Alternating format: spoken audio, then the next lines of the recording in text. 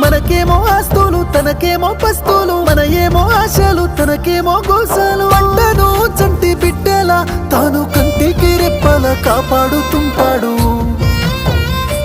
అయినా రైతన్నకే నాడు ఉండదు కంటి నిండా కునుకు, రైతన్నకే పూట దొరకదు కడుపు నిండా మెతుకు. అయ్యో రైతన్నకే నాడు ఉండదు కంటి నిండా కునుకు, రైతన్నకే పూట దొరకదు కడుపు నిండా మెతుకు.